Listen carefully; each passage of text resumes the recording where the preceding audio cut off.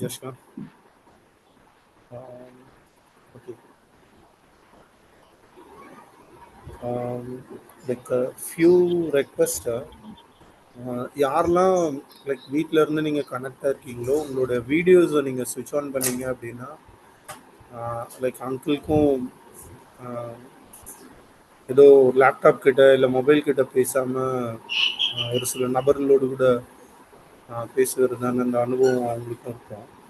So அதனால் please யாரெல்லாம் வந்து உங்களோட வீடியோஸை சுவிட்ச் ஆன் பண்ண முடியுமோ வீடியோ சுவிட்ச் ஆன் பண்ணுங்கள். அதே மாதிரி நீங்கள் இன்கேஸ் உங்களுடைய மைக் வந்து அன்மியூட் பண்ணிட்டீங்க அன்ஃபார்ச்சுனேட்டாக அப்படின்னாலும் கொஞ்சம் குயிக்காக ரியாக்ட் பண்ணுங்கள். ஏன்னா உங்களால் எல்லாருக்குமே வந்து அது டிஸ்டர்பிங்காக இருக்குது. ஸோ தொடர்ந்து நாம் இந்த நாளிலும் அங்கிள் வந்து ஆக்சுவலாக அந்த சாப்டர் 6 வந்து லாஸ்ட் வீக் வந்து ஜாயின் பண்ண நபர்களுக்கு ஜஸ்ட் ஒரு ஓவர்வியூ மாதிரி கொடுத்து ஆரம்பிச்சிருக்காங்க. ஸோ இந்த நாளில் நம்ம அங்கிள் கிட்ட ஹேண்ட் ஓவர் பண்ணுவோம். ஸோ ஜெபத்தோடு கூட இருப்போம்.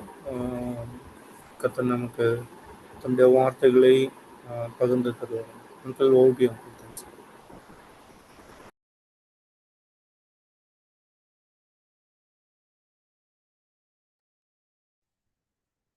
இயேசு கிறிஸ்துவின் விலையேறப்பெற்ற நாமத்திலே உங்கள் யாவரையும் வாழ்த்துகிறேன்.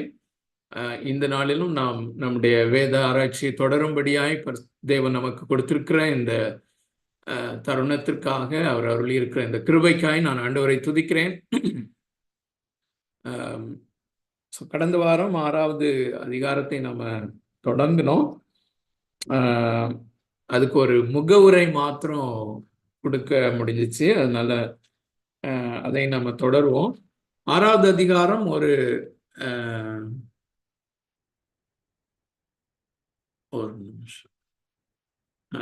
6th சாப்டர் ஒரு புதிய செக்ஷன் ஆரம்பிக்கிறதுனால அந்த 5வது அதிகாரம் வரையிலும் நாம் என்ன கற்றிருக்கிறோம் என்பதை கொஞ்சம் திரும்பி பார்க்க முடிந்தது கடந்த வாரம். ஆனா இன்னும் ஒரு சிலர் புதிதாக இருப்பதினாலே இன்னும் ஒரு முறை அதை நான் ரிவைஸ் பண்ணுவது நல்லது என்று நினைக்கிறேன். ஒரு சில பேசேஜஸை நம்ம வாசிக்கலாம் தொடங்குவதற்கு முன்பதாக. 6வது அதிகாரத்துக்குள்ளே நாம் போவதற்கு முன்பதாக 5வது அதிகாரம் 21வது வசனம் வரையிலும் நம்ம கற்றுக்கொண்ட காரியங்களை கொஞ்சம் நம்ம திரும்பி பார்க்கலாம். இதுதான் நமக்கு சுவிசேஷம் என்பதை நாம் அறிந்திருக்கிறோம். 1வது அதிகாரம் 1வது வசனம் முதற்கொண்டு 1வது அதிகாரம் 1வது வசனம் முதல் 15வது வசனம் வரையிலும் ஒரு முகவுரையை தான் கொடுக்கிறார், அல்லது அறிமுகம். யார் யாருக்கு எழுதுகிறது, எந்த சூழ்நிலையில என்ன நோக்கத்திற்காக அப்போஸ்தலனாகிய பவுல் எழுதுகிறார் என்கிற காரியங்கள் எல்லாவற்றையும் 15வது வசனம் வரையிலும் பார்க்கிறோம். 16வது வசனத்திலே 16வது வசனத்தை நாம வாசிக்கலாம். நான் வாசிக்கிறேன், தயவுசெய்து இந்த வசன பகுதிகளை நாம பின்பற்றலாம். கிறிஸ்துவின் சுவிசேஷத்தை குறித்து நான் வெட்கப்படேன். முன்பு யூதரிலும் பின்பு கிரேக்கரிலும் விசுவாசிக்கிறவன் எவனோ அவனுக்கு ரட்சிப்பு உண்டாவதற்கு அது தேவ பலனாய் இருக்கிறது. அருமையான தேவனுடைய பிள்ளைகளே, இந்த வசனத்தை வாசிக்கும் போது சுவிசேஷம் தேவ பலனாக இருக்கிறது அப்படின்னு சொல்லும்போது அந்த சுவிசேஷம் தேவ பலனை அருளுகிறது என்று நாம் புரிந்து கொள்ளக்கூடாது. இதை நாம் தெளிவாக புரிந்து கொள்ள வேண்டும். The gospel message itself is power. இந்த சுவிசேஷம் என்பது ஒரு செய்தி என்பதை நாம் அறிந்திருக்கிறோம். தேவன் தாமே மனிதர்களை ரட்சிக்கும்படியாக தன்னுடைய ஒரே பேரான குமாரனை கொண்டு செய்து நிறைவேற்றின அவருடைய ரட்சிப்பு. ஸோ இந்த ரட்சிப்பை குறித்த செய்திதான் சுவிசேஷம் என்பதை அறிந்திருக்கிறோம். இப்போ இங்கே அப்போஸ்தலனாகிய பவுல் இந்த வசனத்துல என்ன சொல்லுகிறார் என்றால், அந்த செய்தியே தான் வல்லமை என்று சொல்கிறார். அந்த செய்தியை பிரசங்கிக்கும் பொழுது, அல்லது அந்த செய்தி சுவிசேஷத்தினுடைய செய்தி அல்லது ரோமருக்கு எழுதின நிருபத்திலே எழுதப்பட்டிருக்கிற அந்த சுவிசேஷத்தினுடைய செய்தி இருக்கிறதுல, அந்த செய்தியை ஒருவர் பிரசங்கிக்கும் போது அல்லது செய்தி சொல்லப்படும் பொழுது, அந்த செய்தி சரியாக புரிந்து கொள்ளப்படும் பொழுது, அந்த செய்திக்குள்ளேயே விசுவாசத்தை உண்டாக்குகிற ஒரு பலன் இருக்கிறது, அல்லது அவர்களை ரட்சிக்கும் ஒரு பலன் அதற்குள் இருக்கிறது, வல்லமை இருக்கிறது. என்ன ரட்சிப்பு என்றால், அவர்கள் கடைசி நாளிலே தேவனுடைய நியாயாசனத்துக்கு முன்பதாக நிற்கும் போது அவருடைய உக்ர கோபாக்கினை ஆகிய அந்த நரகாக்கினையிலிருந்து ரட்சிப்பதற்கு அந்த செய்தியிலேயே வல்லமை இருக்கிறது. ஆகையினால் இந்த செய்தி மிகவும் முக்கியம். அதனாலதான் நம்ம அந்த செய்தியினுடைய துல்லியத்தன்மைக்கு நாம் முக்கியத்துவம் கொடுக்க வேண்டியவர்களாக இருக்கிறோம். அதனாலதான் நம்ம அதை இதை நாம் தெளிவாக கற்றுக்கொள்ள வேண்டும் என்று கற்றுக்கொள்கிறோம். ஸோ திரும்பியும் வாசிக்கிறேன்.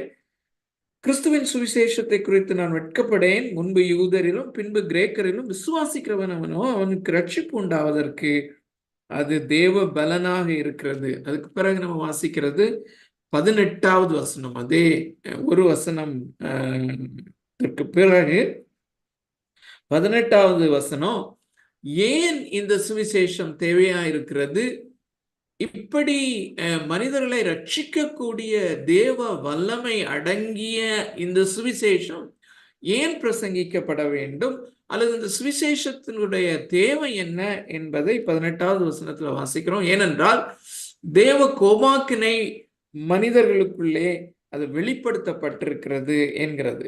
18வது வசனம், சத்தியத்தை அநியாயத்தினாலே அடக்கி வைக்கிற மனுஷருடைய எல்லாவித அவபக்திக்கும் அநியாயத்துக்கும் விரோதமாய் தேவ கோபம் வானத்திலிருந்து வெளிப்படுத்தப்பட்டிருக்கிறது. ஸோ தேவ கோபம் வானத்திலிருந்து வெளிப்படுத்தப்பட்டிருக்கிறது.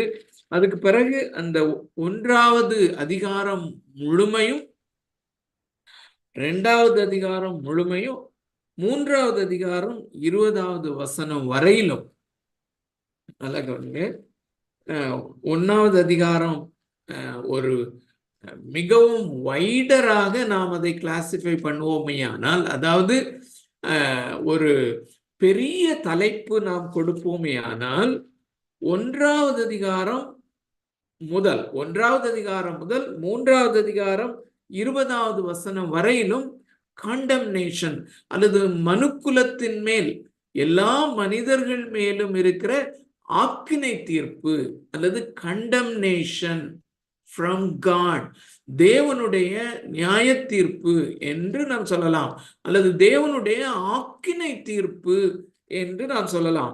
அதை நாம் பிரித்து பார்ப்போமே. ஆனால் 1வது அதிகாரம் நம்ம வாசித்த அந்த 18வது வசனத்திற்கு பிறகு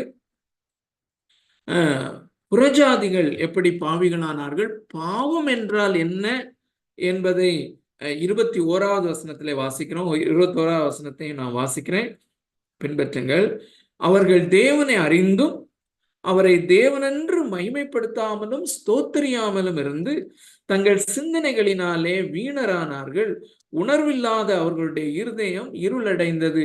ஸோ எல்லா மனிதரும் அல்லது மனுக்குலம் கடவுளை அறிந்திருக்கிறார்கள். எதன் மூலமாக அறிந்திருக்கிறார்கள்?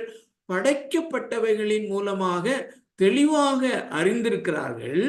ஆனால் அவர்களுடைய பிரச்சனை என்ன? அவர்கள் தேவனை அறிந்தும் அவரை தேவனென்று மகிமைப்படுத்தவில்லை. இதை நீங்கள் 18வது வசனத்திலே நாம் வாசித்த அந்த வசனத்தோடு ஒப்பிட முடியும்.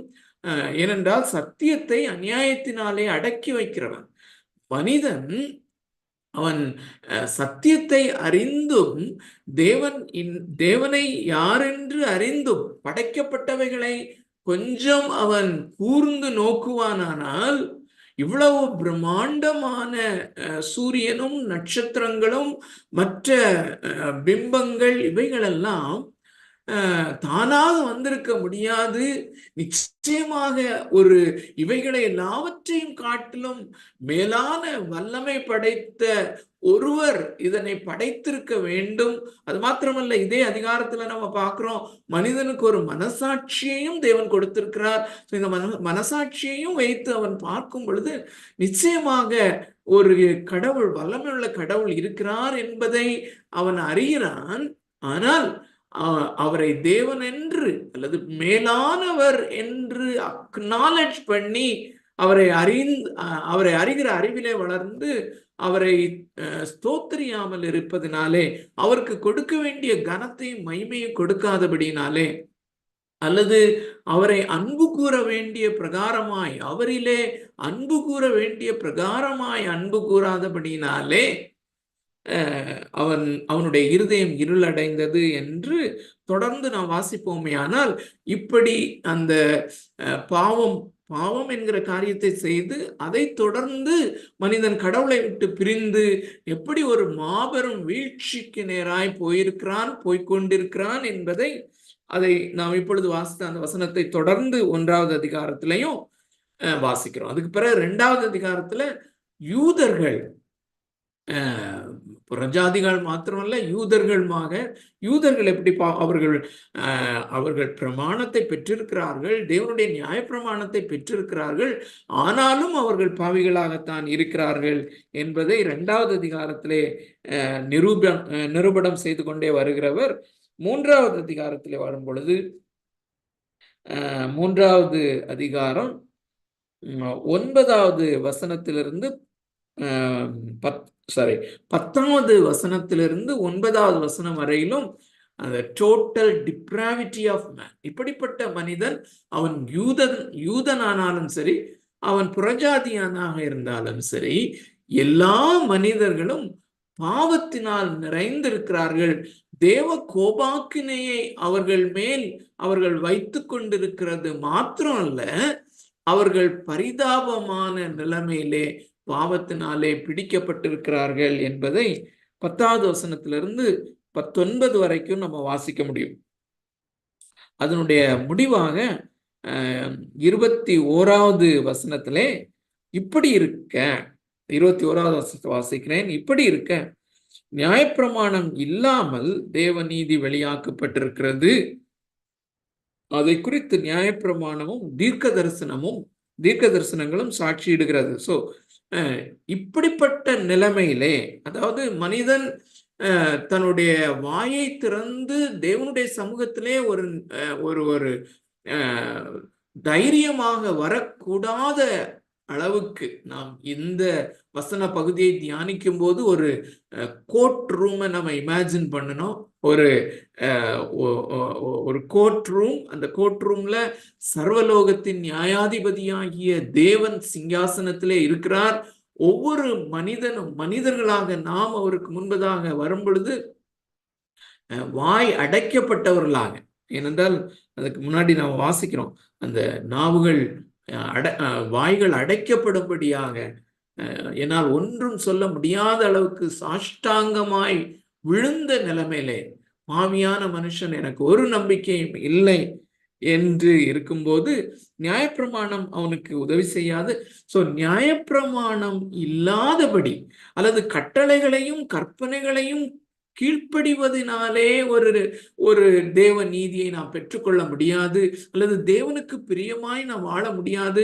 கற்பனைகளையும் கட்டளைகளையும் பின்பற்றி நாம் நடக்கிறபடினாலே நாம் தேவனுடைய நீதியை பெற்றுக்கொள்ள முடியாது. அப்படிங்கிறத தான் நம்ம அதுல பார்க்கிறோம். 21வது வசனம் திரும்பியும் வாசிக்கிறேன். இப்படி இருக்க நியாயப்பிரமாணம் இல்லாமல் தேவ நீதி வெளியாக்கப்பட்டிருக்கிறது. நியாயப்பிரமாணத்தை பின்பற்றுவதனாலே ஒருவன் நீதிமான் ஆகுவதில்லை, தேவனுக்கு பிரியமானவனாக மாறுவதில்லை. ஆகையினாலே நல்லா இருக்கேன். ஒரு நிமிஷம் அம்மா வீட்டுல அடிச்சு வந்தேன். வேலை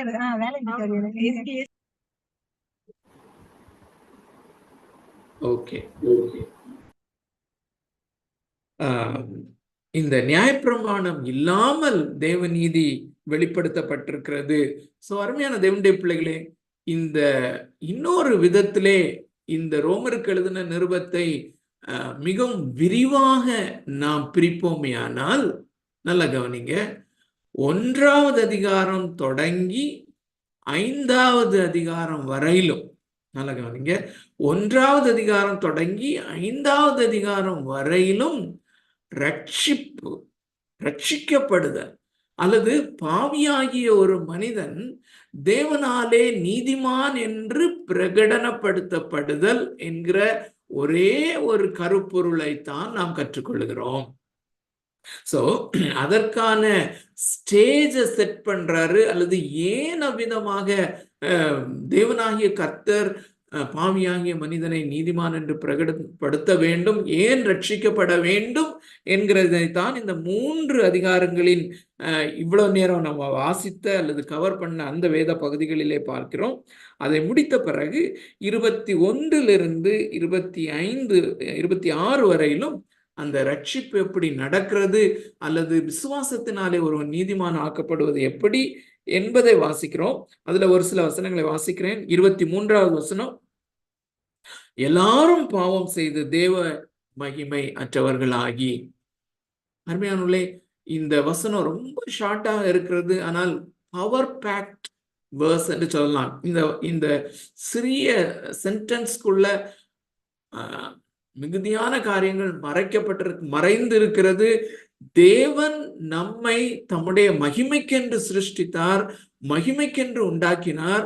ஆனால் மனிதன் பாவம் செய்தபடினாலே அவருடைய மகிமைக்கு அப்பாற்பட்டவனாக, அல்லது அவருடைய மகிமையை கெடுத்து போட்டவனாக, அல்லது அவருடைய மகிமையை அக்னாலஜ் பண்ணாதவனாக, அவருடைய மகிமையை ஒத்துக்கொள்ளாதவனாக, அங்கீகரிக்காதவனாக, அல்லது அவருடைய மகிமைக்கு ஏற்ற ஒரு மகிமையையும் கனத்தையும் அவன் செலுத்தாதவனாக மாறிவிடுகிறான் என்பதைத்தான் அங்கே வாசிக்கிறேன். 23வது வசனத்துல 25வது வசனத்தை வாசிக்கிறேன். தேவன் பொறுமையாயிருந்த முற்காலத்தில் நடந்த பாவங்களை தாம் பொறுத்து கொண்டதை குறித்து தம்முடைய நீதியை காண்பிக்கும் பொருட்டாகவும், தாம் நீதி உள்ளவரும் இயேசுவினிடத்தில் விசுவாசமாயிருக்கிறவனை நீதிமான் ஆக்குகிறவருமாய் விளங்கும்படி இக்காலத்திலே தமது நீதியை காண்பிக்கும் பொருட்டாகவும். 26வது வசனம், கிறிஸ்து இயேசுவனுடைய இரத்தத்தை பற்றும் விசுவாசத்தினாலே பலிக்கும்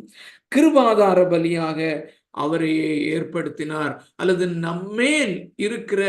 என்மேல் இருக்கிற தேவ கோபாக்கினையை, என்மேல் இருக்கிற தேவனுடைய உக்கிர கோபாக்கினையை அல்லது நரக ஆக்கினையை தேவன் தாமே தம்முடைய குமாரனாய் இயேசு கிறிஸ்துவின் மேல் செலுத்தினார், காண்பித்தார், அல்லது கிருபாதார பலியாக அவரை ஏற்படுத்தினார், அல்லது கோப நிவாரண பலியாக அவரை ஏற்படுத்தினார். இதை நான் விசுவாசிக்கும் பொழுது இந்த தேவன் தாமே பாவியாகிய என்னை நீதிமான் என்று பிரகடனப்படுத்துகிறார். தேவனுடைய பிள்ளைகளே, இந்த காரியத்தை நாம் மிக தெளிவாக அறிந்து கொள்வோம். நாம் பாவியாகவே இருக்கிறோம், பாவியாகவே இருக்கிறேன். அதே நேரத்திலே நீதிமான் என்று அவர் என்னை காண்கிறார், நீதிமான் என்று பிரகடனப்படுத்துகிறார். இது ஒரு மாபெரும் அல்லது மிகப்பெரிய அதிசயத்திலும் அதிசயமான ஒரு காரியத்தை செய்கிறார். இது விசுவாசத்தினாலே மாத்திரம் நடக்கிறது என்பதை தொடர்ந்து பேசிக்கொண்டு வருகிறார், போதித்து கொண்டு வருகிறார். விசேஷமாக 4வது அதிகாரத்திலே ஆபிரகாமின் விசுவாசத்தை மிக தெளிவாக கொண்டு வருவது நிமித்தமாக இந்த நீதிமான் ஆக்கப்படுதல் என்கிற அந்த ப்ராசஸ் விசுவாசத்தினாலே மாத்திரம் நடக்கிறது என்பதை நிரூபணம் பண்ணபடியாக 4வது அதிகாரத்தை விரிவாக அதிலே விவரிக்கிறத பார்க்கிறோம். அதை தொடர்ந்து 5வது அதிகாரத்துக்கு நம்மை கொண்டு வருகிறார். எவ்வளவு ஒரு ஸ்டெப் பை ஸ்டெப்பாக நம்மை கொண்டு வருகிறார் என்று பாருங்கள். இந்த காரியத்தை எழுதியிருக்கிறார் என்பதை பாருங்கள். 5வது அதிகாரம் தொடங்கும் போது, அல்லது 5வது அதிகாரத்திலே நாம் என்ன கற்றுக்கொண்டோம் என்றால், அல்லது என்ன எழுதுகிறார் என்றால், இப்படி பாவியான ஒரு மனுஷன் விசுவாசத்தினாலே நீதிமான் என்று தேவனால் பிரகடனப்படுத்தப்படும் பொழுது அவனுக்கு கிடைக்கிற மிகப்பெரிய ஆசீர்வாதங்கள் என்ன? 1வது வசனத்தை வாசிக்கிறேன் திரும்பவும். 5வது அதிகாரம் 1வது வசனம் நிறைய டீட்டெயில்டா நம்ம பார்த்துருக்கிறோம். ஆனாலும் அது வாசிப்போம். இவ்விதமாக நாம் விசுவாசத்தினாலே நீதிமான்கள் ஆக்கப்பட்டிருக்கிறபடியால் நம்முடைய கர்த்தராகிய இயேசு கிறிஸ்து மூலமாய் தேவனிடத்தில் சமாதானம் பெற்றிருக்கிறோம். நம்மேலே என்மேலே தேவன் உக்கிர கோபமுடையவராக இருந்தார், கோபாக்கினை உடையவராக இருந்தார். ஆனால் இந்த காரியம் நடந்த பின்பு என்னுடைய விசுவாசத்தின் அடிப்படையிலே அவர் நீதிமான் என்று என்னை பிரகடனப்படுத்தினபடியினாலே என்மேல் என்னை குறித்து அவர் சமாதானமுடையவராக இருக்கிறார். அருமையான தேவனுடைய பிள்ளைகளே, இந்த சாயங்கால வேளையிலே ஒருவேளை நீங்கள் செய்த ஏதாயிலும் ஒரு பாவம் உங்களை உறுத்தி கொண்டிருக்குமானால், உங்களை குற்ற மனசாட்சிக்குள் ஆக்கி இருக்கும் என்றால், இதை நன்றாக திரும்பவுமாக ரியலைஸ் பண்ணி கொள்ளுங்கள். அருமையான தேவனுடைய பிள்ளைகளே, அந்த பாவியாக நான் இருக்கும் பொழுதே அவர் என்மேல் சமாதானமுடையவராக இருக்கிறார். அவர் நான் பாவியாக தான் இருக்கிறேன். அந்த பாவம், நான் செய்த அந்த பாவம் என்னை இந்த வேளையிலே உறுத்தி கொண்டிருக்கிறது. ஆனால் சத்தியம் என்ன சொல்லுகிறது என்றால், வசனம் என்ன சொல்லுகிறது என்றால், நான் உன்னை நேசிக்கிறேன், நான் உன்மேல் சமாதானமாக இருக்கிறேன். அல்லது என்னுடைய குமாரனாகிய இயேசு கிறிஸ்துவை நான் எவ்வளவாய் நேசிக்கிறேனோ அவருக்குள் நீ இருக்கிறபடினால் அவரை நான் நேசிக்கிற அதே அன்பினாலே இந்த மாலை வேளையிலே உன்னையும் நான் நேசிக்கிறேன். What an amazing thing. அருமையான தேவனுடைய பிள்ளைகளே, எப்பேற்பட்ட பாவத்தை செய்து கொண்டு இருந்தவர்களாக இந்த மாலை வேளையிலே நாம் இந்த பைபிள் ஸ்டடியில இணைந்திருந்தாலும் இந்த செய்தி நமக்கு எப்பொழுதும் ஃப்ரெஷ்ஷாக இருக்கிறது. எப்பொழுதுமே நாம் பாவிகளாக இருக்கிறோம். ஆனால் பாவியாக என்னை உங்களை அவர் பார்க்கிறதில்லை. சமாதானம் பெற்றிருக்கிறோம். அதை தொடர்ந்து அந்த கிருபையின் ஆசீர்வாதங்களை ஒவ்வொன்றாக விளக்கி கொண்டிருக்கிறத நம்ம பார்க்கிறோம். அதுக்கு பிறகு 12வது வசனம் தொடங்கி 21வது வசனம் வரையிலும் அநேக நாட்கள் நாம் அதை தியானித்து கொண்டிருந்தோம். அதுல மிகவும் சுருக்கமாக சொல்வோமே ஆனால், நல்ல கவனிங்க, ஆதாம்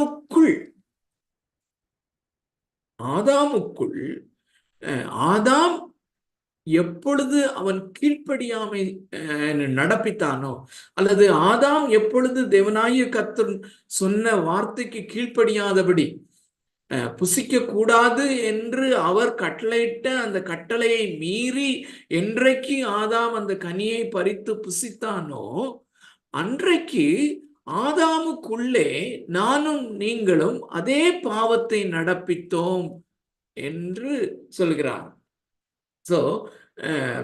ஆதாமுக்குள் இதை நாம் பார்க்கும்போது நாம் தெளிவாக கற்றுக்கொண்டோம். தேவனாகிய கர்த்தர் மனுக்குலத்தை பார்க்கும்போது 2 மாபெரும் மனிதர்களுக்கு உள்ளே அவர்களை பார்க்கிறார்.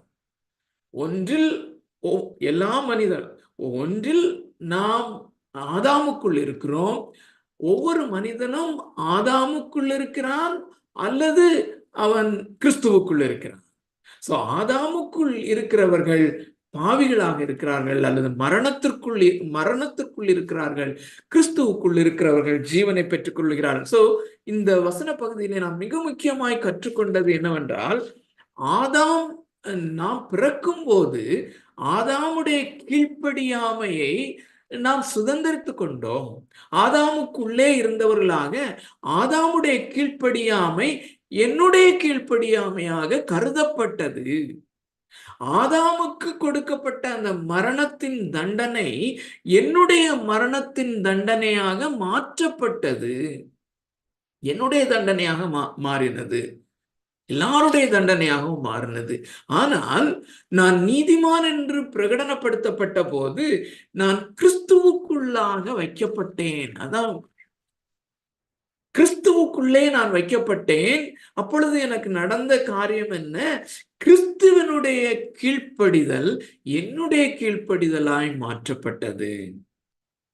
கிறிஸ்து ஒருவரே மனிதனாக இந்த உலகத்திலே வாழ்ந்து நீதிமானாக வாழ்ந்தார். அவருடைய நீதி என்னுடைய நீதியாக கருதப்பட்டது. அருமையான தேவனுடைய பிள்ளைகளே, ஆதாமுக்குள் நான்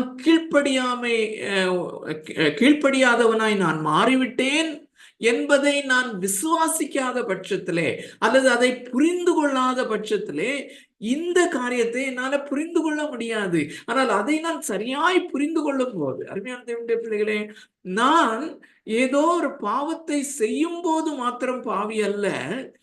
நான் அதாவது நான் இந்த நல்ல கவனிங்க, இந்த உலகத்திலே பிறந்த பிறகு சிறு பையனா இருக்கும் போது என்றோ ஒரு நாள் முதல் முறையாக கான்சியஸா என்னுடைய உணர்வின்படி நான் பாவம் செய்திருப்பேன். அது எனக்கு தெரியாது. ஆனா ஆண்டவருக்கு நல்லா தெரியும். God knows it.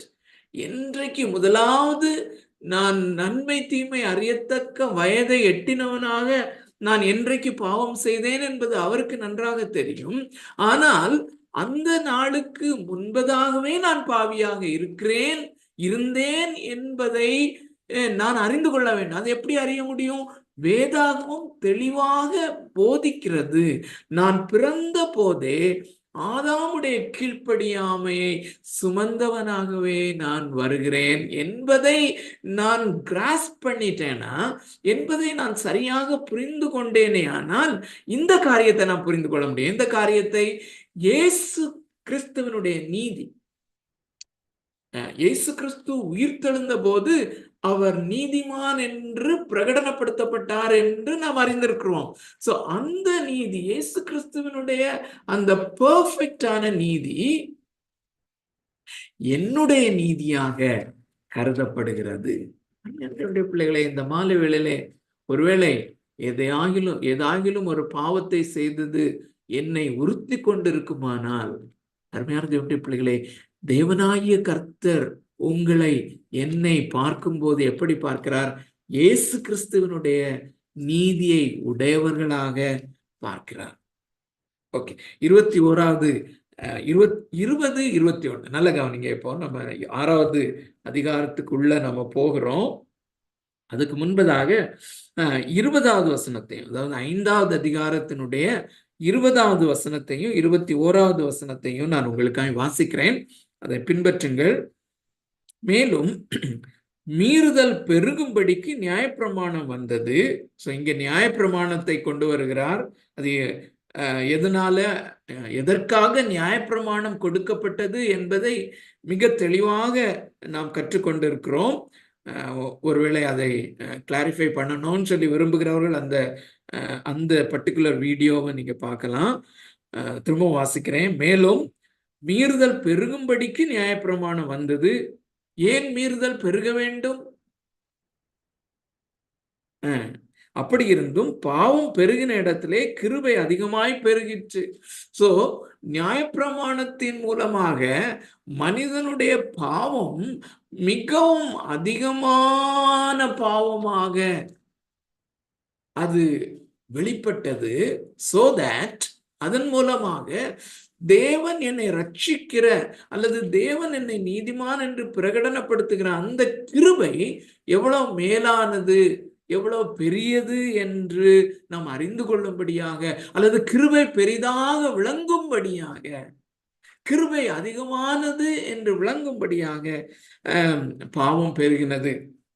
21வது வசனம், சாரி, பாவம் பெருகின இடத்துல கிருபை பெருகினது. 21வது வசனம், ஆதலால் பாவம் மரணத்துக்கு ஏதுவாக ஆண்டு கொண்டது போல, நல்ல கவனிங்க, ஆதாமுக்குள்ளே அந்த பாவம் மரணத்திற்கு ஏதுவாக ஆண்டு கொண்டது. அல்லது மரணம் என்பது மனிதனுக்கு ஒரு தவிர்க்க முடியாததாக அல்லது ஒரு பயமுறுத்துகிறதாக அவனை ஆண்டு கொண்டது. பாவமும் மனிதனை ஆண்டு கொண்டது. அந்த பாவத்தை விட்டு அவன் விலக முடியாதபடி பாவத்திற்கு அடிமையாக்கப்பட்டவனாக அவன் காணப்படுகிறான். பாவம் மரணத்துக்கு ஏதுவாக ஆண்டு கொண்டது போல. இந்த வார்த்தை நமக்கு ரொம்ப முக்கியம். அருமையான தேவனுடைய பிள்ளைகளே, 6வது அதிகாரத்துல நாம என்டர் பண்றதுக்கு இந்த வார்த்தை ரொம்ப முக்கியம். பாவம் 21ஆம் வசனம், ஆதலால் பாவம் மரணத்திற்கு ஏதுவாக ஆண்டு கொண்டது போல கிருபையானது நம்முடைய கர்த்தராய் இயேசு கிறிஸ்துவின் மூலமாய் நீதியினாலே நித்திய ஜீவனுக்கு ஏதுவாக ஆண்டு கொண்டது. கிரேஸ் ரெய்னஸ், நித்திய ஜீவன் ஆண்டு கொள்ளுகிறது. ஓகே, இப்போ 6வது அதிகாரத்திலே 1வது வசனத்திலிருந்து 14வது வசனம் வரையிலும் ஒரு பேசேஜ் என்பதை நாம தெளிவாக பார்த்தோம். அருமையான தேவனுடைய பிள்ளைகளே, இங்கே எதை அவர் கண்டினியூ பண்ணுகிறார் என்றால், ஆங்கிலத்திலே சொல்லுவோமையானால் யூனியன் வித் கிரைஸ்ட் அல்லது யூனிஃபிகேஷன், அல்லது தமிழிலே சொல்லுவோமையானால் கிறிஸ்துவோடு கூட ஒன்றிணைக்கப்படுதல். RLTCல ஒரு தனி டாபிக் இருக்கிறது, ஒரு லெசன், ஒன்றிணைக்கப்படுதல். அருமையான தேவனுடைய பிள்ளைகளே, தேவனாகிய கர்த்தர் என்னை நீதிமான் என்று பிரகடனப்படுத்தின பொழுது நான் கிறிஸ்துவோடு கூட ஒன்றிணைக்கப்படுகிறேன், ஒன்றிணைக்கப்பட்டேன். சோ அந்த சப்ஜெக்டை தான் கொண்டு வருகிறார் என்பதை மிகவும் ஆழமாக நம்முடைய மனதிலே பதித்துக் கொள்வோம். இப்போ 5வது அதிகாரத்தினுடைய அந்த கடைசி பகுதி இப்போ வாசித்தோம்ல, 20, 21, இந்த போதனையை அப்போஸ்தலனாகிய பவுல் கொண்டு வரும் பொழுது, எந்த போதனையை? பாவம் பெருகின இடத்திலே தேவனுடைய கிருபையும் பெருகுகிறது. பாவம் பெருகினது, ஆகையினாலே தேவனுடைய கிருபை மிகவும் அதிகமாய் பெருகிற்று என்ற போதனையை அவர் கொண்டு வரும் பொழுது இங்கே என்ன ஒரு கேள்வி எழும்புகிறது என்றால், அப்படியானால் கிருபை பெருகும்படியாக நாம் இன்னும் பாவத்திலே நிலைநிற்கலாமே, நாம் அதிகமாய் பாவத்தை தொடர்ந்து செய்யலாமே என்கிற கேள்வி எழும்புகிறது. அதை தான் டீல் பண்ணுகிறார். ஓகே, ஸோ இப்போ நம்முடைய டெக்ஸ்டுக்கு வருவோம். 6வது அதிகாரம் 1லிருந்து 14 வரையிலும் நான் தெளிவாக வாசிக்க முயற்சி செய்கிறேன். தயவு செய்து உங்களுடைய வேதாகமங்களை திறந்து இந்த பகுதியை பின்பற்றுங்கள். இதைத்தான் கர்த்தருக்கு சித்தமானால் இந்த வாரமும் நம்ம அடுத்த வாரமும் கூடுமான ஒருவேளை அதற்கு அடுத்த வாரமும் நாம தியானிக்க நேரிடலாம். வாசிக்கிறேன். ஆகையால் என்ன சொல்லுவோம்? கிருபை பெருகும்படிக்கு பாவத்திலே நிலைநிற்கலாம் என்று சொல்லுவோமோ? கூடாதே. பாவத்துக்கு மரித்த நாம் இனி அதிலே எப்படி பிழைப்போம்? கிறிஸ்து இயேசுவுக்குள்ளாக ஞானஸ்நானம் பெற்ற நாம் அனைவரும் அவருடைய மரணத்திற்குள்ளாக ஞானஸ்நானம் பெற்றதை அறியாமல் இருக்கிறீர்களா? மேலும் பிதாவின் மகிமையினாலே கிறிஸ்து மரித்தோரிலிருந்து எழுப்பப்பட்டது போல நாமும் புதிதான ஜீவனுள்ளவர்களாய் நடந்து கொள்ளும்படிக்கு அவருடைய மரணத்திற்குள்ளாக்கும் ஞானஸ்நானத்தினாலே கிறிஸ்துவுடனே கூட அடக்கம் பண்ணப்பட்டோம். ஆதலால் அவருடைய மரணத்தின் சாயலில் நாம் இணைக்கப்பட்டவர்களானால் அவர் உயிர்த்தெழுதலின் சாயலிலும் இணைக்கப்பட்டிருப்போம்.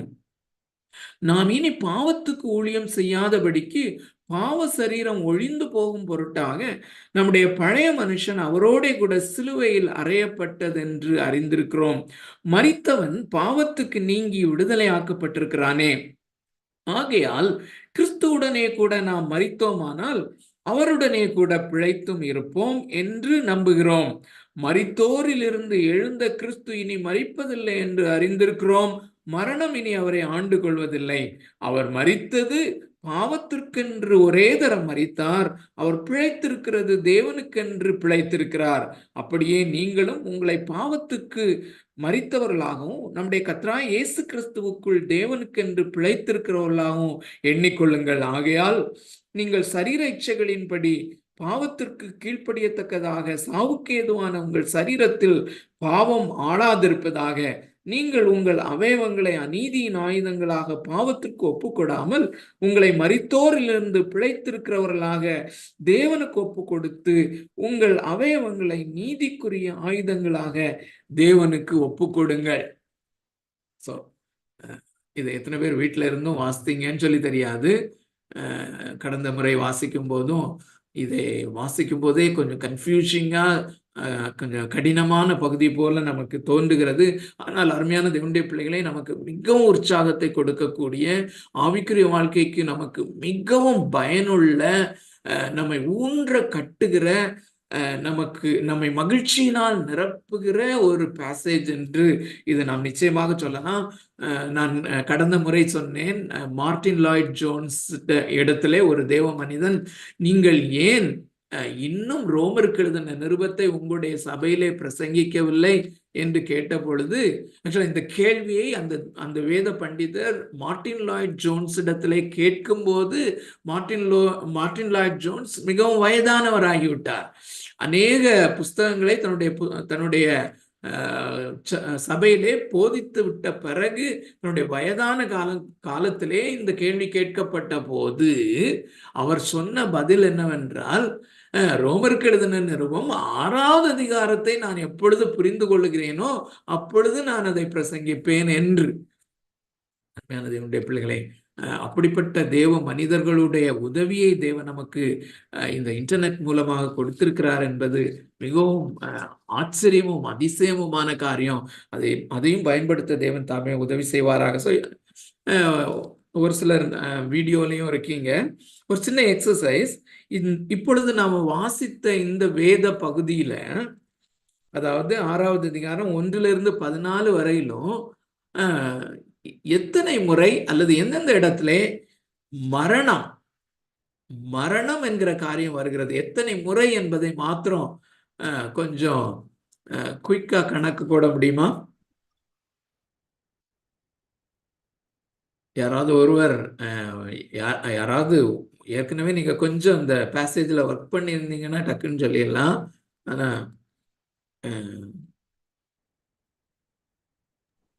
ரஃபா கூட இருந்தா போதும். மரணம் அப்படின்னா அந்த 2வது வசனத்துல மரித்த நாம் அப்படின்னு இருக்கு, அதுவும் சேர்த்தா? அதுவும் சேர்த்து அது இம்ப்ளைட் மீனிங்னாலும் சரி.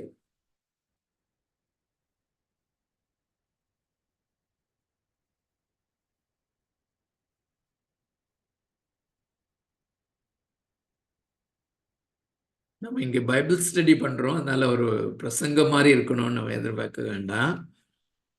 குட்.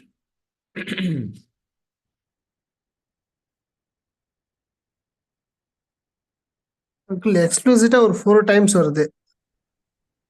எக்ஸ்பிளிசிட்டா 4 times மரணம். இம்ப்ளைட் மீனிங்கும் சேர்த்து மரித்து அதெல்லாம் சேர்த்து கிட்டத்தட்ட ஒரு 12 வருதுன்னு நினைக்கிறேன்ல.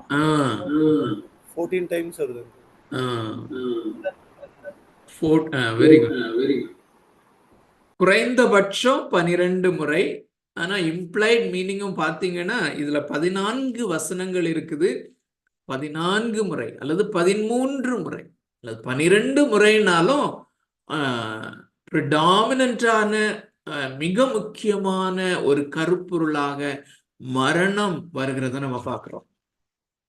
தேவனுடைய பிள்ளைகளே, மிகவும் அதனுடைய சாராம்சத்தை நாம் முதல்ல நம்ம பார்ப்போமானால், இந்த கிறிஸ்துவனுடைய மரணத்தோடு நான் இணைக்கப்பட்டேன். நல்ல கவனிங்க. இதுல இன்னொரு வார்த்தையை நான் உங்களுக்கு காண்பிக்க விரும்புகிறேன். 3வது வசனத்துல பாருங்க. 3வது வசனம், கிறிஸ்து இயேசுவுக்குள்ளாக ஞானஸ்நானம் பெற்ற நாம் அனைவரும் அவருடைய மரணத்திற்குள்ளாக ஞானஸ்நானம் பெற்றதை அறியாமல் இருக்கிறீர்களா? சோ அறிதல் அப்படிங்கிற காரியம் இன்னொரு இடத்துல காமிக்கிறேன். 6வது வசனம், நாம் இனி பாவத்துக்கு ஊழியம் செய்யாதபடிக்கு பாவ சரீரம் ஒழிந்து போகும் பொருட்டாக நம்முடைய பழைய மனுஷன் அவரோட கூட சிலுவையில் அறையப்பட்டதென்று அறிந்திருக்கிறோம். இன்னொரு இடத்துல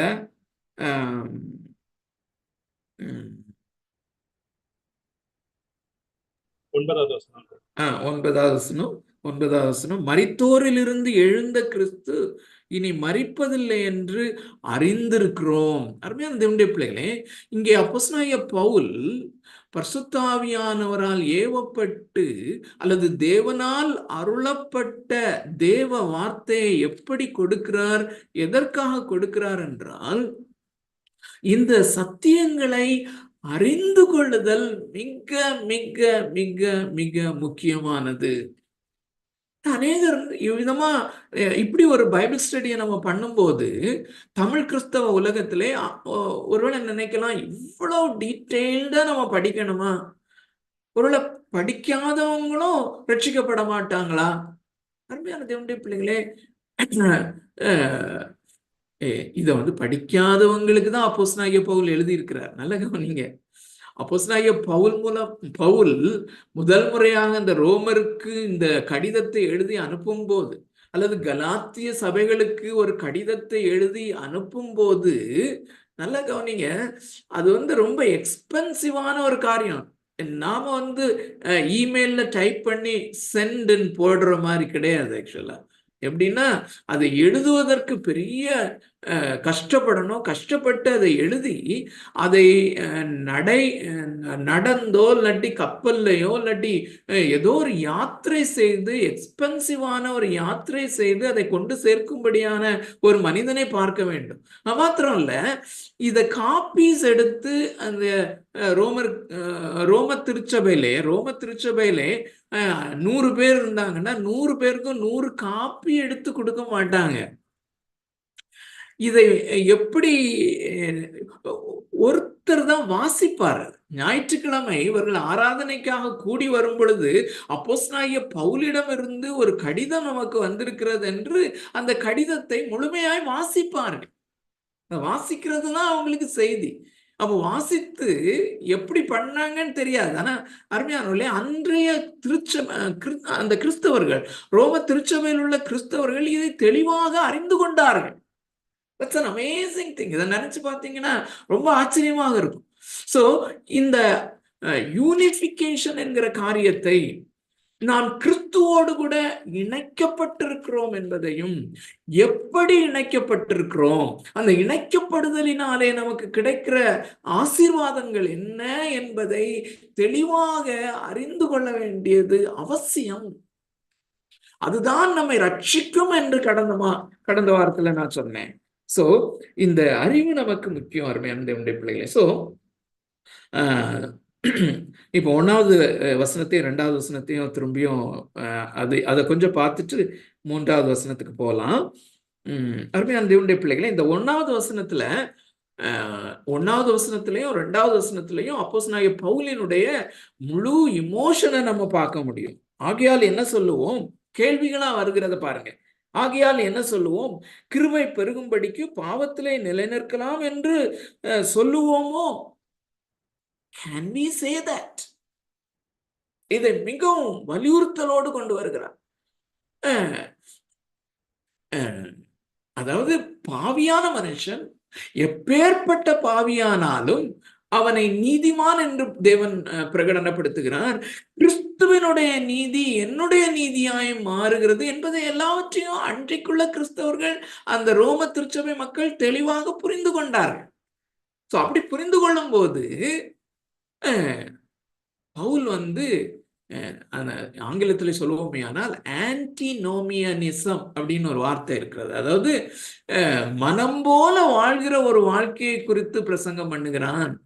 நம்ம என்ன பாவம் வேணாலும் எப்போ வேணாலும் விரும்புகிற போதெல்லாம் செய்து கொள்ளலாம், கிருபையும் பெருகுகிறதல்லவா, தேவனுடைய நாமமும் மகிமைப்படுமே அப்படி நிறைய பேர் சொல்லவும் செய்தாங்க. இப்படிப்பட்ட சுவிசேஷத்தை தான் அப்போஸ்தலனாகிய பவுல் பிரசங்கிக்கிறான், ஆகையினால அதை நம்பாதீங்க அப்படின்னு சொல்லி. ஆனா எவ்வளவு வெகுமன்றா கொண்டு வருகிறார் பாருங்க. கிருபை பெருகும்படிக்கு அப்படியானால் பாவத்தில் நிலைநிற்கலாம் என்று சொல்லுவோமோ?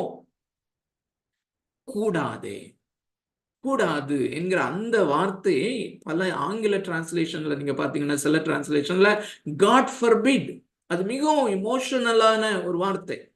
அப்படி ஒருபோதும் நடக்கக்கூடாது, ஒருபோதும் அப்படி சொல்லக்கூடாது, ஒருபோதும். அது கூடாத காரியம். That cannot be.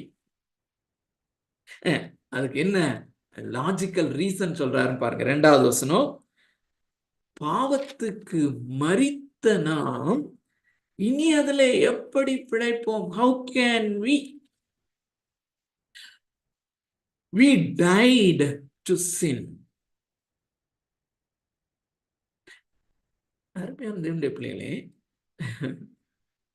இந்த காரியத்தை தான் விரிவா 14 வசனங்களையும் கொண்டு வருகிறார். we died ன்னு சொல்லும்போது ஆக்சுவலா இதை அப்போஸ்தலனாகிய பவுல் எழுதும்போது ஒரிஜினல் லாங்குவேஜ்ல கிரேக்க லாங்குவேஜ்ல ஒரு எக்ஸ்ட்ரா கிராமர் இருக்கு பார்த்துக்கோங்க. கிராமட்டிக்கல் எக்ஸ்பிரஷன்ல ஒரு எக்ஸ்ட்ரா கிராமர் இருக்குது. நம்ம தமிழிலோ அல்லது ஆங்கிலத்திலோ இல்லாத ஒரு டென்ஸ் ஒன்று இருக்குது. இங்கிலீஷ்ல பாஸ்ட் டென்ஸ் இருக்குது, பாஸ்ட் கண்டினியூஸ் டென்ஸ் இருக்குது. ஆனால் இது என்ன டென்ஸ் இங்கே பயன்படுத்தப்பட்டிருக்கிறதுன்னா அதையும் நம்ம தெரிஞ்சு வச்சுக்கலாம். எனக்கும் ரொம்ப விபரமா தெரியாது, ஏன்னா நானும் கிரீக் படிக்கல. ஆனா ஏஓரிஸ்ட் டென்ஸ் அப்படின்னு சொல்லுவாங்க. AORIST tense. அது என்னன்னா ஒரே முறை நடந்த காரியம். இப்போ நான் சாப்பிட்டேன் அப்படின்னு சொன்னதை ஐ ஏட், நான் சாப்பிட்டேன் அப்படின்னு பாஸ்ட் டென்ஸ்ல சொல்லலாம்.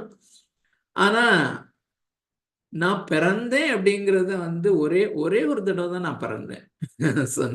நான் பிறந்தேன் அப்படிங்கிறத பாஸ்ட் டென்ஸ்ல சொல்றதுக்கு அதுக்கு தனியா ஒரு டென்ஸ் இருக்கு. அது மாதிரி நான் செத்ததை நான் சொல்ல முடியாது. ஸோ என்னுடைய உறவினர் யாரோ ஒருவர் மரித்து போனால் ஒரே முறைதான் அவர் மரித்து போனார் என்று நாம் சொல்ல முடியும். அந்த டென்ஸ் தான் அந்த டென்ஸ் ஆக்சுவலா. நல்ல கவனிங்க அருமையான தேவனுடைய பிள்ளைகளே. ஏனென்றால் இந்த காரியத்தை குறித்து கிறிஸ்தவத்திலே, தமிழ் கிறிஸ்தவ உலகத்திலே தெளிவற்றவர்களாக இருக்கிறத நானே தெளிவற்றவனாக பல வருடங்கள் இருந்திருக்கிறேன். அருமையானவர்களே, 2 விதமான போதனைகள் இருக்கிறது. அந்த 2 விதமான போதனையையும் அப்போஸ்தலனாகிய பவுல் இங்கே போதிக்கவில்லை. ஒன்று என்னவென்றால், இது பாவத்துக்கு மரித்தல் என்பது அல்லது பாவத்திற்கும் உலகத்திற்கும் சிலுவையில் அறையப்படுதல் என்பது 2வது அனுபவமாக நடக்கிற ஒரு காரியம் என்று போதிக்கிறவர்கள் உண்டு. அதாவது ரட்சிக்கப்பட்டாச்சு, ரட்சிக்கப்பட்ட பிறகு பரிசுத்த வாழ்க்கை வாழும்படியாக ஏதோ ஒரு கூட்டத்துக்கு நாம போகும்போது நாம் சிலுவையில் அறையப்பட வேண்டும், நாம் பாவத்துக்கு மரிக்க வேண்டும். இப்படி நாம் செய்வதனாலே, இந்த பாவத்திற்கு மரிக்கும்படியாக நாம் நம்மை ஒப்பு கொடுப்பதினாலே நாம் பரிசுத்த வாழ்வை அடைய முடியும் என்று வேகாக போதிக்கிறவர்கள் உண்டு. இந்த காரியத்தை அப்போஸ்தலனாகிய பவுல் இங்கே போதிக்கவில்லை. நல்ல கவனிங்க, அந்த டென்ஸ் அவ்வளவு முக்கியம். அந்த என்ன சொல்றது, எந்த வினை வெர்ப அவர் பயன்படுத்துகிறார் என்பது மிக மிக முக்கியமான ஒரு காரியம். ஸோ நீதிமான் என்று பிரகடனப்படுத்தப்பட்டாச்சு, ஜஸ்டிஃபிகேஷன் நடந்துருச்சு. அதுக்கு பிறகு நம்ம சப்சிக்வெண்டா ஆவிக்குரிய கூட்டங்கள்ல போகும்போது நாம் மரிக்கும்படியாய் ஒப்பு கொடுத்தல் என்கிற காரியத்தை அப்போஸ்தலனாகிய பவுல் இங்கே போதிக்கவில்லை. அது தவறான காரியம், அதை சொல்லவில்லை. இன்னொரு விதமான டீச்சிங் இருக்கிறது. என்ன? தினந்தோறும் காலையில நாம் எழுந்த உடனே நம்முடைய ஆண்டவரே, இன்று என்னை சிலுவையில் அறையும்படியாய் நான் ஒப்பு கொடுக்கிறேன், நான் பாவத்திற்கும் மாம்சத்திற்கும் இச்சைகளுக்கும் ஆசைகளுக்கும் நான் சிலுவையில் அறையப்பட்டிருக்கிறேன், அறைய என்னை ஒப்பு கொடுக்கிறேன் என்று தினந்தோறும் சிலுவையில் அறையப்படுகிற ஒரு ஒரு ஒரு ஒரு ஒப்பனையான காரியம், அதையும் சொல்லல. இந்த ரெண்டும் இங்கே போதிக்கப்படவில்லை. ஆனால் என்ன, something happened in your life. நீ நீதிமான் என்று பிரகடனப்படுத்தப்பட்ட போது ஒரு காரியம் நடந்தது. என்ன? 2000 வருஷங்களுக்கு முன்பதாக கிறிஸ்து மரித்தாரே, அப்போ உன்னுடைய மரணம் நிகழ்ந்து விட்டது. இத இப்போ இந்த இணைந்திருக்கிற நம்மிலேயே எத்தனை பேர் இதை சீரியஸா எடுப்போம்னு நமக்கு தெரியாது. பட் அருமையான தேவனுடைய பிள்ளைகளே, இந்த அறிகிறீர்கள், அறிந்து கொள்ளுங்கள் அப்படின்னு சொல்ற வார்த்தையை காமிச்சேன் இல்லையா, அதுக்கு தட் இஸ் ஈக்குவல் டு விசுவாசம். சோ அதற்காக தான் இந்த 5வது அதிகாரத்துல 12 முதல் 21 வரை ஆதாம் கீழ்ப்படியாத போது, ஆதாம் இந்த பழத்தின் இந்த மரத்தின் பழத்தை நீ பறித்து சாப்பிடக்கூடாது என்று தேவன் கட்டளையிட்ட அந்த கட்டளையை ஆதாம் என்று மீறினானோ, அது கிட்டத்தட்ட 6000 வருஷங்களுக்கு முன்பதாக நான் இல்லை, என்னுடைய தாத்தா கூட எக்ஸிஸ்ட் அப்போ கிடையாது. ஆனால் அன்று ஆதாமோடு கூட சேர்ந்து நான் பாவம் செய்தேன் என்பதை நாம் விசுவாசிக்கும் பொழுதுதான் இந்த காரியத்தை விசுவாசிக்க முடியும். இந்த காரியத்தை 2000 வருடங்களுக்கு முன்பதாக கிறிஸ்து சிலுவையில் அறையப்பட்ட போது நான் சிலுவையில் அறையப்பட்டேன், நான் மரித்தேன். அவர் மரித்த போது நான் மரித்தேன். I died with him. I was buried with him. அவரோடு கூட அடக்கம் பண்ணப்பட்டேன், அவரோடு கூட நான் உயிர்த்தெழுந்தேன். Can you believe it? அதனாலதான் இது சாதாரண மனிதர்கள் விசுவாசிக்க முடியாது. Unless God opens our heart, நம்முடைய இருதயத்தின் கண்களை அவர் திறக்காவிட்டால் இதை யாரால் விசுவாசிக்க முடியுமா? Absolutely. ஆனால் நான் விசுவாசிப்பேனே, ஆனால் இந்த விசுவாசம் பிள்ளைகளை, இந்த விசுவாசத்திலே நாம் வளர வளர வளர வளர we will enjoy. அது மாத்திரம் இல்ல, நல்ல கவனிங்க, நான் மரித்தேன் என்பதை, கிறிஸ்துவோடு கூட நான் மரித்தேன் என்பதை விசுவாசிக்க விசுவாசிக்க அது என்னுடைய வாழ்க்கையில தத்ரூபமாக நான் உணர்ந்து கொள்ள அந்த பாவத்தினுடைய பலன் அல்ல, பாவத்தினுடைய அந்த பவர் என்னிலே வெகுவாய் குறைந்து கொண்டிருக்கும். ஓகே, நல்ல கவனிங்க, திரும்பியும் வாங்க. இப்போ இதுல கேட்க வேண்டிய கேள்வி, is Apostle Paul teaching a sinless perfection? இங்கே நல்ல கவனிங்க, கிறிஸ்து 3வது வசனம் 2வது வசனத்தை வாசிச்சுட்டே வாசிக்கிறது நல்லது. பாவத்துக்கு மரித்த நாம், ஏஓரிஸ்ட் டென்ஸ் அப்படிங்கிறத எழுதி வச்சுக்கோங்க. It happened once for all. ஒரே முறையாக நடந்து முடிந்தது. இது இனிமேல் நடக்க போவதில்லை. ஏனென்றால் இயேசு கிறிஸ்து இனிமேல் மரிப்பதில்லை, மரிக்க வேண்டிய அவசியம் இல்லை. இயேசு கிறிஸ்து ஒரே முறை மரித்ததும் இனிமேல் அவருக்கு மரிக்க வேண்டிய அவசியம் இல்லாததும் உண்மை என்றால், நான் இனி மரிக்க வேண்டிய அவசியம் இல்லை. அப்படின்னா சரீரப்பிரகாரமான மரணம் அல்ல. அகைன் இதையும் தெளிவுபடுத்தணும். ஏன்னா இந்த நாட்கள்ல சாவாமை என்கிற போதனையும் ஒரு கள்ள போதனையும் இருப்பதனாலே இதோடு சேர்த்து சொல்ல வேண்டும், இல்லாட்டி அது தவறாக புரிந்து கொள்ளப்படும். இங்கே நான் என்று என்னுடைய பழைய மனிதனை அதை நாம் தெளிவாக கற்றுக்கொள்வோம். பழைய மனிதன் என்று கூட சொல்வது ரொம்ப உச்சிதமாக இருக்காது. ஐ டைட், நான் மரித்தேன். சோ மரித்தனா, அதாவது ஐ ஹவ் டைட், நான் மரித்தேன். மரித்த ஒரு மனுஷனுக்கு முன்னால 1 கோடி ரூபாய் வச்சா அவனுக்கு ஏதாவது இம்பாக்ட் இருக்குமா? ஒரு செத்த பிரேதம் இருக்கிறது, கிடக்குது. அந்த பிரேதத்துக்கு பக்கத்துல 100 கோடி ரூபாய் அடுக்கி வச்சிருக்கு. அது அந்த 100 கோடி ரூபாயுடைய எஃபெக்ட்ல அந்த பிரேதம், அல்லது நானே செத்து கிடக்குறேன், பக்கத்துல 100 கோடின்னா அந்த 100 கோடியுடைய எஃபெக்ட்ல நான் எழும்பி அதை பேங்க்ல போடவோ, that has got no effect at all. So அது போலதான் அந்த காரியத்தை தான் சொல்லுகிறார். பாவம் என்கிற அந்த காரியத்திற்கு நான் செத்திருக்கும் போது how can I do sin? அப்படின்னா எழும்புகிற கேள்வி என்னவென்றால், சின்லெஸ் பெர்ஃபெக்ஷனை பத்தி பேசுறாரா? போதிக்கிறாரா? நான் பாவமே செய்ய மாட்டேன் என்பதை போதிக்கிறாரா? அல்ல.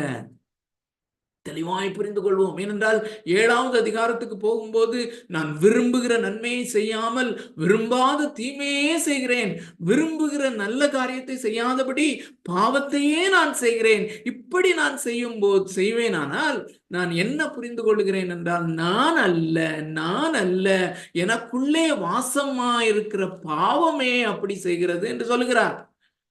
யார் என்னை மரண சரீரத்துக்கு விடுதலை ஆக்க முடியும்? அப்படி சொல்லுகிறபடினாலே அப்போஸ்தலனாகிய பவுல் இங்கே பாவமே செய்யாத ஒரு நிலைமையையும் சொல்லல. கொஞ்சம் ட்ரிக்கி தான் ஆக்சுவலா. சோ பாருங்க, பாவத்துக்கு மரித்த நாம் இனி அதுல எப்படி பிழைப்போம்? ஒரு ரொம்ப டெஃபினிட்டான ஒரு காரியத்தை சொல்லுகிறார். ஆனாலும் பாவம் இல்லாத ஒரு ஒரு ஒரு ஒரு பெர்ஃபெக்ஷனை இங்கே போதிக்கவில்லை. அது எப்படி நாம் தெரிந்து கொள்கிறோம்? சப்சிக்வெண்டா உள்ள வசனங்கள்ல இருந்து தெளிவாக கற்றுக்கொள்ள முடியும். 3வது வசனத்தை வாசிக்கிறேன்.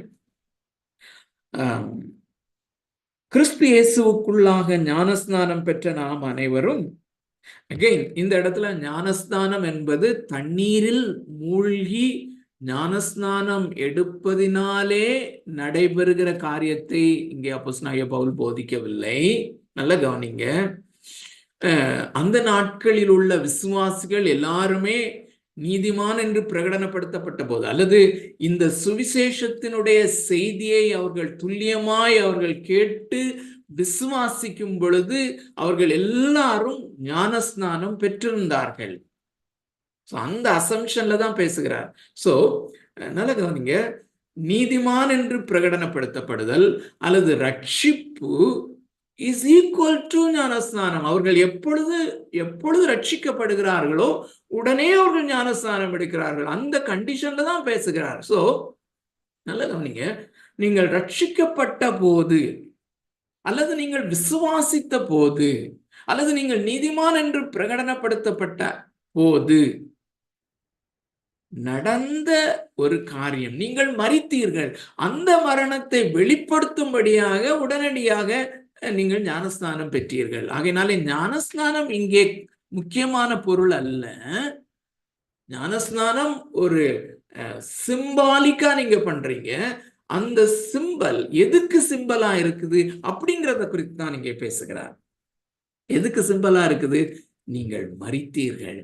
திரும்பியும் வாசிக்கிறேன். கிறிஸ்து இயேசுவுக்குள்ளாக ஞானஸ்நானம் என்கிற காரியத்தை அடையாளமாக பெற்ற நாம் அனைவரும் அவருடைய மரணத்திற்குள்ளாக ஞானஸ்நானம் பெற்றதை அறியாமல் இருக்கிறீர்களா? சோ இந்த ஞானஸ்நானம் வந்து நல்ல கவனிங்க அருமையானவர்களே. அந்த நாட்களிலே கிரேக்க பாரம்பரியத்திலே இந்த பேப்டிசோ அல்லது பேப்டிசம் அல்லது மூழ்குதல் அப்படிங்கிற காரியம் பல காரியத்திற்கு பயன்படுத்தப்பட்டிருக்கிறது. அது மிக முக்கியமாக ஒன்றாக இணைக்கப்படுதல். அதுக்குதான் ஒரு நல்ல வசனம் வந்து இதை ரொம்ப தெளிவா காமிக்கும். அந்த வசனத்தை மாத்திரம் நம்ம வாசிக்கலாம். 1 கொரிந்தியர் 12வது அதிகாரம், 1 கொரிந்தியர் 12வது அதிகாரம்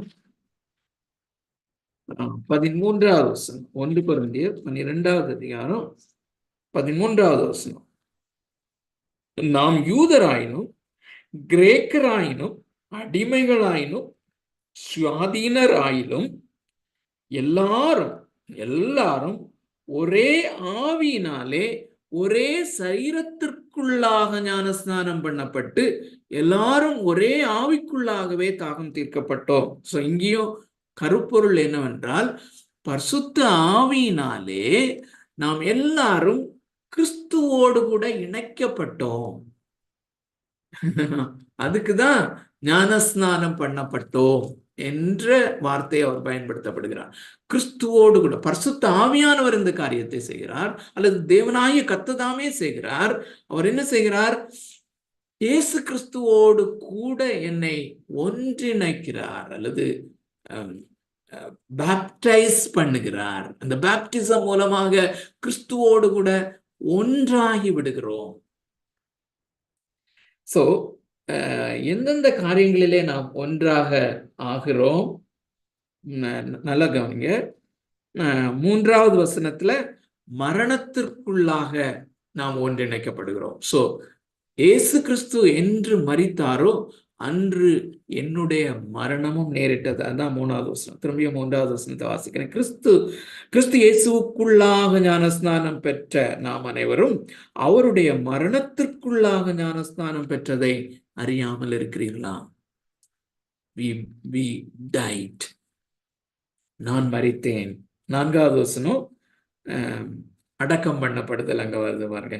மேலும் பிதாவின் மகிமையினாலே கிறிஸ்து மரித்தோரிலிருந்து எழுப்பப்பட்டது போல நாமும் புதிதான ஜீவன் உள்ளவர்களாய் நடந்து கொள்ளும்படிக்கு அவருடைய மரணத்திற்குள்ளாக்கும் ஞான ஸ்நானத்தினாலே கிறிஸ்துவுடனே கூட அடக்கம் பண்ணப்பட்டோம்.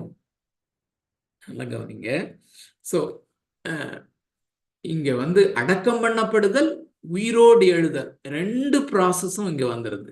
சோ இயேசு கிறிஸ்து அடக்கம் பண்ணப்பட்ட போது நானும் அடக்கம் செய்யப்பட்டேன். அருமையான தேவனுடைய பிள்ளைகளே, என்னுடைய மரணம் மாத்திரம் நிகழவில்லை, என்னுடைய அடக்கமும் முடிந்தாகிவிட்டது. அடக்கம் பண்ணப்படுதல் எதை குறிக்கிறது? செத்தாச்சு, ஒரு மனிதன் இறந்து விட்டான், மரித்து விட்டான் என்பதை ஊர்ஜிதம் செய்த உடனேயே டாக்டர்ஸ் மெடிக்கலி டெட் அப்படின்னு சொன்ன உடனே அடக்கத்திற்கான காரியங்களை செய்கிறோம். It's a confirmation. செத்த ஒரு மனிதனை உலகத்திலே வைத்திருப்பதில்லை. சோ அடக்கம் பண்ணப்படுதல் அவனுடைய மரணத்தை முழுமையாக ஊர்ஜிதப்படுத்துகிறது. சோ நான் மரிக்க மட்டும் செய்யவில்லை, நான் அடக்கம் பண்ணப்பட்டேன்.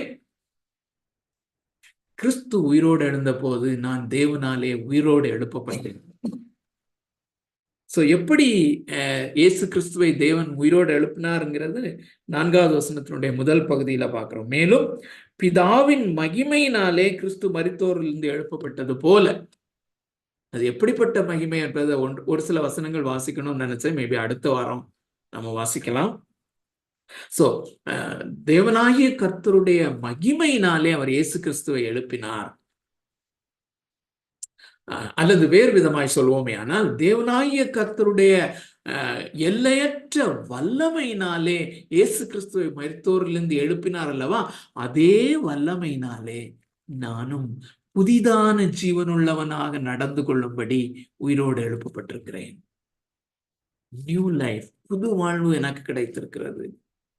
அருமையான தேவனுடைய பிள்ளைகளை, ஒரே ஒரு காரியத்தை நான் சொல்லி முடிக்கிறேன். இது ஏன்னா அது கடைசியில தான் இருக்குது. நல்ல கவனிங்க. 6வது அதிகாரத்தினுடைய கடைசி பகுதி இருக்கு பாத்தீங்களா? 11ல இருந்து 14 வரையிலும், இந்த 11ல இருந்து 14 வரையிலும் உள்ள வசனங்களுடைய ஸ்பெஷாலிட்டி என்னன்னா, அங்க கட்டளைகள் போல வருகிறது. நாம் என்ன செய்ய வேண்டும் என்கிற காரியம் வருது.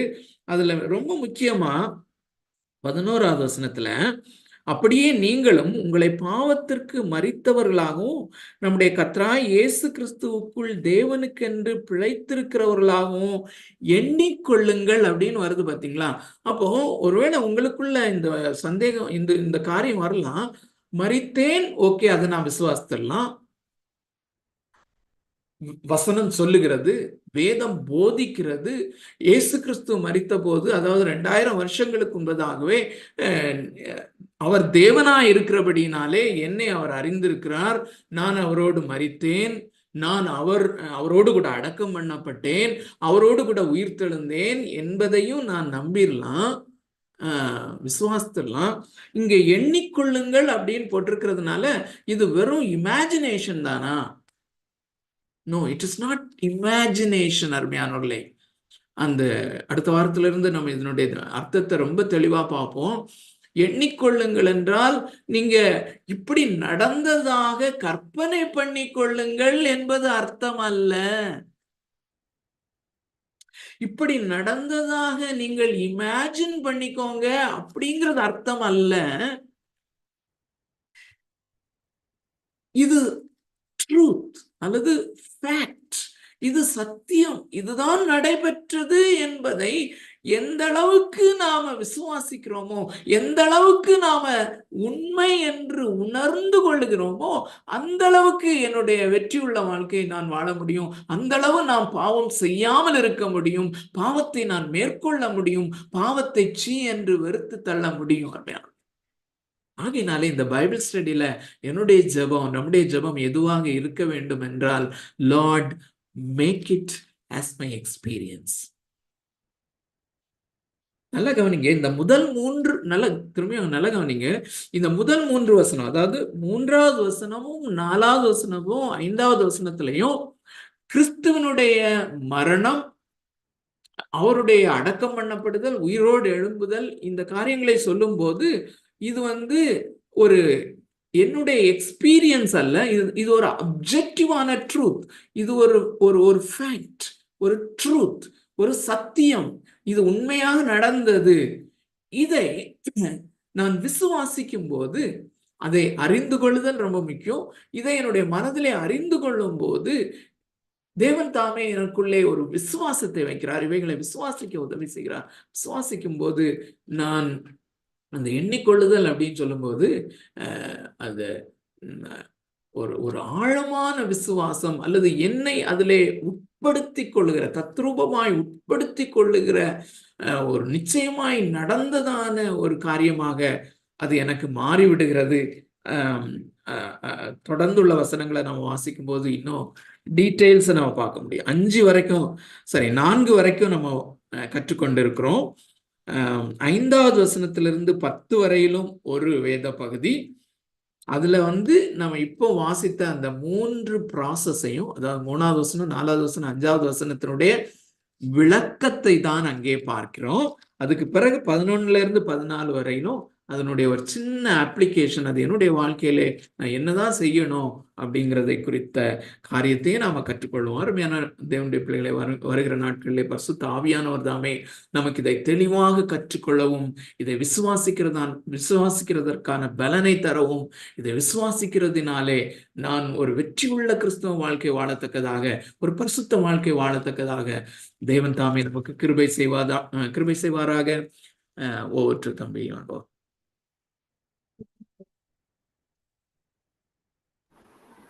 தேங்க்ஸ் அங்கர். ஸோ நம்ம ஒரு விசை கூட தேவன் நமக்கு கிருபையாக உதவி செய்திருக்காங்கல்ல. லைக் ரோமன்ஸ் சாப்டர் 1ல இருந்து சாப்டர் 5 வரலும் நம்ம சோஃபார் என்னென்ன பார்த்தோம். Like gospel itself God's power அப்படின்றதையும், ஸோ நியாயப்பிரமாணம் இல்லாமல் தேவ நீதியை தேவன் எப்படி வெளிப்படுத்தி இருக்கிறார். அதே மாதிரி நாட் ஓன்லி ஜென்டைல்ஸை, ஈவன் ஜூஸ், ஸோ ஆதாமுக்குள்ளாய் பிறந்த யாவரும் பாவிகளாக இருக்கிறார்கள் அப்படின்றதையும் பவுல் எப்படி அந்த முதல் 3 அதிகாரங்களில் கொண்டு வருகிறார். பிதாவாகிய தேவன் தம்முடைய குமாரனாகிய கிறிஸ்துவை எப்படி நம்முடைய பாவங்களுக்காக கிருபாதார பலியாக்கினார். ஸோ எப்படி ஆடமோட சின் நம்முடைய சின்னாக கவுண்ட் பண்ணப்படுகிறதோ, ஸோ அப்படியே தான் கிறிஸ்து நமக்காக செய்து முடித்தவைகள், ஸோ அது நமக்காக கவுண்ட் பண்ணப்படுகிறது அப்படின்றதும். பட் அதில் ஆசீர்வாதங்கள் என்ன அப்படின்ற காரியங்கள் 5வது அதிகாரத்தில் பவுல் பேசுகிறதையும், தொடர்ந்து பவுல் அதிலே நிலைத்திருக்கும்படிக்கு அல்லது அந்த பரிசுத்தமாக்கப்படுதல் அப்படின்ற காரியத்திலேயோ, அல்லது கிறிஸ்துவோடு கூட ஒன்றிணைக்கப்படுதல், ஸோ அதை தேவன் எப்படி செய்திருக்கிறார், அதை நம்ம ஏதோ நம்ம சும்மா ஜஸ்ட் தாட்ல கடந்து போகிற காரியம் அல்ல. நாம் அதை எவ்வளவா ரியலைஸ் பண்ணுறோமோ, the finished work of Christ, finished work of Christல தேவன் நம்மை எப்படி குமாரனாகிய கிறிஸ்துவோடு கூட வைத்தார் 2000 ஆண்டுகளுக்கு முன்பாக. ஏதோ ஒரு இடத்துல ஒரு நபருக்கு நடந்த சம்பவம் அல்ல. ஸோ விசுவாசிக்கிற அந்த முழு மனித குலத்துக்கும், விசுவாசிக்கிற அல்லது தேவனால் தெரிந்து கொள்ளப்பட்ட முழு மனித குலத்திற்கும் கிறிஸ்து அன்றைய தினம் நமக்காக சிலுவையில் அறையப்பட்டார் அப்படின்றது, நாம் அவரோடு கூட அறையப்பட்டோம் அப்படின்ற காரியங்கள். ஸோ பவுல் இந்த கான்டெக்ட்ல மரணம் அப்படின்றத கொண்டு வருகிறது. ஸோ அந்த மரணம் நமக்கு நிகழ்ந்தபடினால தான் பவுல் சொல்றாரு, லைக் பாவத்திற்கு மரித்த நாம் இனி எப்படி பாவம் செய்வோம், அது it is not possible. But அந்த இட் இஸ் நாட் பாசிபிள் அப்படின்றத லைக் அங்கிள் சொன்னாங்கல்ல, is apostle Paul teaching like a sinless perfect லைஃபா, அப்படி இல்லை, அவருடைய தொடர்ந்த ஆர்கியூமெண்ட்ல எப்படி கொண்டு வராரு. பட் அந்த சின்லெஸ் லைஃப் வாழணும் அப்படின்னா, ஸோ நம்ம எவ்வளோ தூரம் அந்த கிறிஸ்து செய்து முடித்தவைகளை நாம் எண்ணிக்கொள்ள வேண்டும். So that is the faith. So அந்த விசுவாசத்திலே நாம் வளரும்படிக்கு அப்போஸ்தலர்கள் கேட்டாங்களா, நாங்கள் அதில் வளரும்படிக்கு விசுவாசத்தில் காமனாகவே. அதே மாதிரி லைக் இன்னொரு இடத்துல ஒரு மகனை சுகமாக்கும் பொழுது இயேசு சொல்றாரு, நீ விசுவாசித்தால் ஆகும் அப்படிங்கும்போது, ஆண்டவரே எனக்கு ஹெல்ப் பண்ணுங்க அப்படின்னால. ஸோ அப்படி 2000 ஆண்டுகளுக்கு முன்பாகவே தேவன் அவைகளை செய்து முடித்திருக்கிறார். ஸோ அதுல நம்ம மகிழ்ச்சியாக இருக்கவும், அதை நம்ம ரிமைண்ட் பண்ணவும், அதை என்ஜாய் பண்ணவும், அதனாலே பாவத்தை நாம் மேற்கொள்ளத்தக்கதாக தேவன் நமக்கு தொடர்ந்து உதவி செய்யவும் நம்ம